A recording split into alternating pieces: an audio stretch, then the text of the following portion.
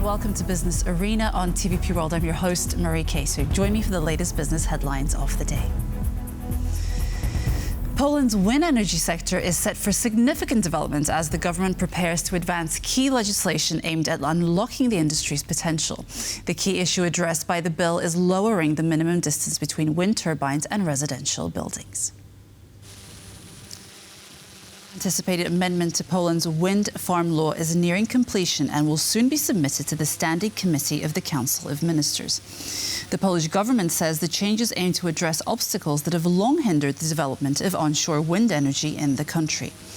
One of the key amendments is reducing the minimum required distance between wind turbines and residential buildings, a regulation that has been criticized for stalling new projects. Industry experts believe this adjustment could pave the way for an expansion of renewable energy capacity, aligning Poland with EU climate goals. Chancellor Olaf Scholz announced how to prop up the beleaguered steel industry in Germany. The move comes after one of the biggest players in the field announced radical plans to overhaul its business. There seems to be no end to bad news from Germany's business circles. First, it was the chemical industry, then the automotive. Now it's steelmaking. Of course, energy prices are an issue. It doesn't help if someone says energy prices before the Ukraine war are about the same as now, because energy prices were already too high in European competition before the war. This means we urgently need a reduction in grid fees. On Monday, Chancellor Olaf Scholz met with leaders of the sector to address the challenges weighing heavily on it, to which he proposed the following solutions.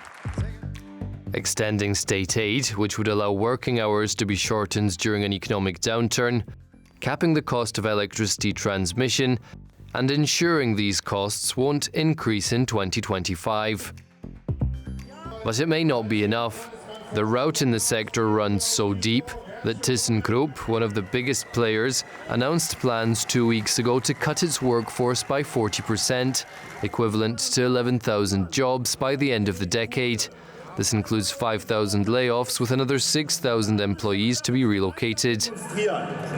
The situation is so dire that Scholz on Saturday suggested that the government could acquire a stake in ThyssenKrupp to ease the mounting pressure it faces.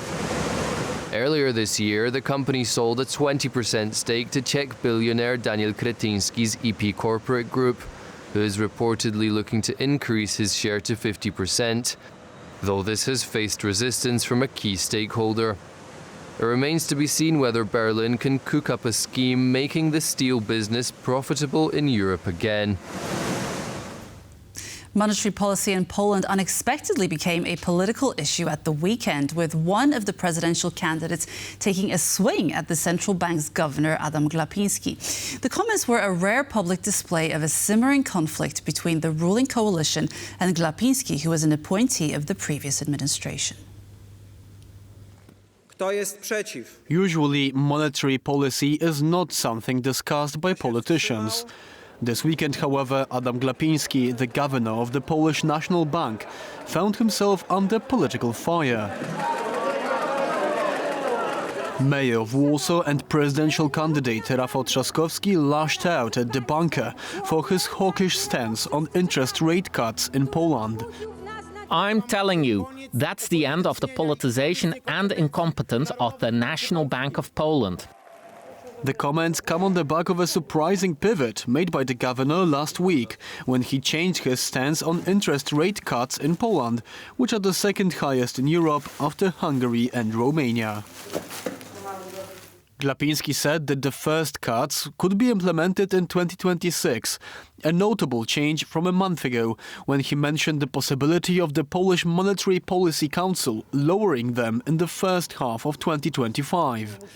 In essence, this means that cuts may happen only well after next year's presidential election, where Trzaskowski will represent Civic Coalition, the alliance of the parties currently forming the government. Widzicie sami, prezes obiecuje, że będzie... You see it for yourself. The governor promises to lower interest rates and then, of course, he doesn't deliver. Why?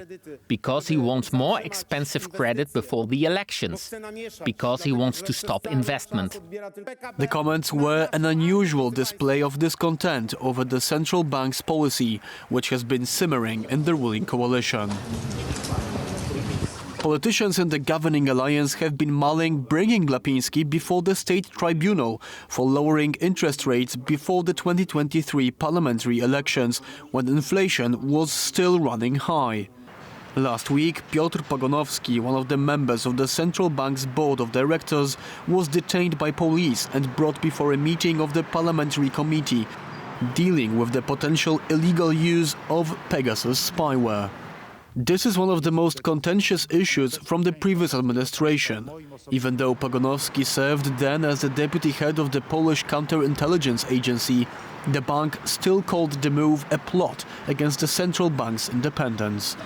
It remains to be seen whether the conflict will become even hotter in the future. And recently, the election cycle seems to know no end, especially here in Europe. And if you closely watch the recent election cycles, campaigns seem to increasingly focus on what one could describe as politicized economics. To find out what that looks like in our part of Europe, stay with us for The Bottom Line. Poland's state-owned investment vehicle, the Polish Development Fund, has submitted a bid to acquire Spain's Talgo, one of Europe's leading makers of high-speed trains. The offer has drawn a hesitant response from Madrid, as Spanish officials would like the company to stay in local hands. Poland wants to acquire one of Europe's makers of high-speed trains. But now it seems that there's an issue. Talgo's appeal stems from the newly introduced generation of trains capable of reaching speeds of up to 330 kilometers per hour. The company currently holds orders valued at about 4 billion euros, underscoring its market strength and future potential. With private equity firms Trilantic and Torreal reportedly willing to sell Talgo for nearly 600 million euros, other suitors have emerged, including the Czech-based Skoda Group and Hungary's Ganz Mavag. Spanish authorities have historically been protective of what they deem strategic national assets, including key transport and infrastructure firms. Although Talgo is privately owned, it holds valuable insight into Spain's railway systems, raising government sensitives about foreign involvement.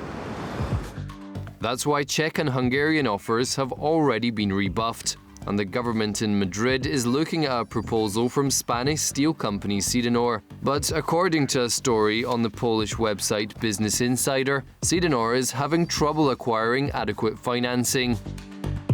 For Poland, the acquisition of Talgo would be a strategic stepping stone, integrating Talgo's high-speed rail expertise. PESA, one of Poland's major train manufacturers, could rapidly gain the technology needed to produce next-generation rolling stock. This aligns with the country's broader ambitions, as projects like the Central Transport Hub and the Rail Baltica corridor are expected to spur a surge in demand for advanced high-speed trains across the region. Talgo already cooperates with PESA, as the two companies signed a preliminary agreement aimed at advancing Poland's new high-speed network on September 24 of this year. The Polish Development Fund already owns PESA, so everything would stay within the family. And that's all for our business news updates today. For more business stories, check out tvpworld.com.